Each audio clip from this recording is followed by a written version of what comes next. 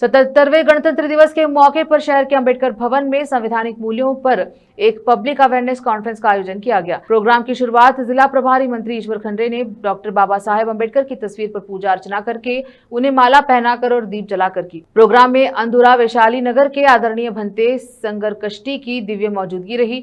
कलबुर्गी के प्रिंसिपल विजय कुमार सलीमाली ने special speaker के तौर पर हिस्सा लिया और संविधान के महत्व, बराबरी और आजादी और भाईचारे के मूल्यों पर बात की। दक्षिण विधानसभा क्षेत्र के एमएलए डॉक्टर शैलेंद्र बेलदाड़े प्रोग्राम अतिथि के रूप में भाग लिया। मुकेश शाहगंज ने प्रोग्राम की अध्यक्षता की। इस मौके पर मारुति बौद्धे, काउंसलर मोहम्मद नवाज खान, अनिल कुमार बेलदार, रमेश डाकुड़गी, बाबू पासवान, बसवराज माड़गे, श्रीपतराव दीने, शिव कुमार नीलकट्टी, विष्णुवर्धन बालदोड्डी, अंबादास गायकवाड़, संदीप काट्टे और कई अन्य गणमान्य लोग उपस्थित रहे। कैमरामैन पपुराज का कवरेज। Knowledge is power. ಇವತ್ತಿನ ಈ ಒಂದು ಸ್ಪರ್ಧಾತ್ಮಕ ಯುಗದಲ್ಲಿ ಯಾರು ಪ್ರತಿಭಾವಂತರಿದ್ದಾರೆ, ಯಾರು ಜ್ಞಾನಿಗಳಾಗಿದ್ದಾರೆ, ಇವತ್ತು ಬಾಬಾ ಸಾಹೇಬ್ ಅಂಬೇಡ್ಕರ್ ಅವರು ಇಡೀ ಜಗತ್ತಿನಲ್ಲಿ ನಮ್ಮೆಲ್ಲರಿಗೆ ಆದರ್ಶಪ್ರಾಯರಾಗಿದ್ದಾರೆ ಅಂತ ಹೇಳಿದ್ರೆ ಅವರಲ್ಲಿರುವಂತಹ ಜ್ಞಾನ, ಇವತ್ತು ಅವರೆಷ್ಟೇ ವಿದ್ವಾಂಸರಿದ್ರು, ಪ್ರತಿಭಾವಂತರಿದ್ರು, ತರ್ಕಬದ್ಧವಾಗಿ ಅವರು ಮಾತನಾಡಿ ಅವರಿಗೆ ಮನವರಿಕೆ ಮಾಡಿಕೊಳ್ಳುವಂತಹ ಒಂದು ಶಕ್ತಿ ಡಾಕ್ಟರ್ ಬಾಬಾ ಸಾಹೇಬ್ ಅಂಬೇಡ್ಕರ್ ಅವರಿತ್ತು. ಅರ್ಥ ಆಯ್ತು. ಅವ್ರು ನೋಡಿ ಅವರ ಇವತ್ತು ಯಾವ ರೀತಿಯಲ್ಲಿ ರಾಜಗೃಹದಲ್ಲಿ ಅರ್ಧ ಮನೆಯೇ ಪುಸ್ತಕಗಳಿಂದ ಕೂಡಿದ್ದು ಅಂತ, ಅದಕ್ಕಿಂತ ಜಾಸ್ತಿ ಪುಸ್ತಕಗಳಿಗೆ ಬಹಳ ಪ್ರೀತಿ ಮಾಡ್ತಾ ಇದ್ರು. ಎಲ್ಲಾ ರಾಜ್ಯಶಾಸ್ತ್ರ, ಸಮಾಜಶಾಸ್ತ್ರ, ಎಲ್ಲ ತತ್ವಶಾಸ್ತ್ರ, ಇವತ್ತು ಎಲ್ಲವನ್ನೂ ಇವರು ಅಧ್ಯಯನವನ್ನು ಮಾಡಿದ್ರು. ಅನೇಕ ಪಾಂಡಿತ್ಯವನ್ನು ಪಡೆದಿದ್ರು. ದೇಶ ವಿದೇಶಗಳಿಗೆ ಹೋಗಿ ದೊಡ್ಡ ದೊಡ್ಡ ಯೂನಿವರ್ಸಿಟಿಗಳಲ್ಲಿ ವಿದ್ಯಾಭ್ಯಾಸವನ್ನು ಮಾಡಿದ್ರು.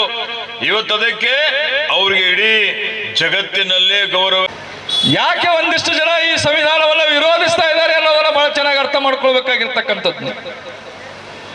ಈ ಸಂವಿಧಾನ ಯಾರಿಗೆ ಈ ದೇಶದಲ್ಲಿ ಅನ್ಯಾಯ ಮಾಡಿದೆ ಅನ್ನೋದನ್ನ ಕೂಡ ನಾವು ಅರ್ಥ ಮಾಡ್ಕೊಳ್ಬೇಕಾಗಿರ್ತಕ್ಕಂಥದ್ದು. ಈ ಸಂವಿಧಾನ ಭಾರತ ದೇಶದಲ್ಲಿ ಭಾರತೀಯರಿಗೆ ಅನ್ಯಾಯ ಮಾಡಿದೆ ಅಂತ ಹೇಳುವಂತ ವ್ಯಕ್ತಿಗಳು ಯಾರಾದ್ರೂ ಈ ದೇಶದಲ್ಲಿ ಸಿಕ್ಕಿದಾರ? 75 ವರ್ಷಗಳ ನಂತರ ಆ ಸಂವಿಧಾನವನ್ನು ವಿರೋಧಿಸುವಂತ ಶಕ್ತಿಗಳು ಈ ದೇಶದಲ್ಲಿ ಹುಟ್ಟಿಕೊಂಡಿದ್ದಾವೆ. ಇದನ್ನು ನಾವು ಬಹಳ ಚೆನ್ನಾಗಿ ಅರ್ಥ ಮಾಡ್ಕೊಳ್ಬೇಕಾಗಿರ್ತಕ್ಕಂಥದ್ದು.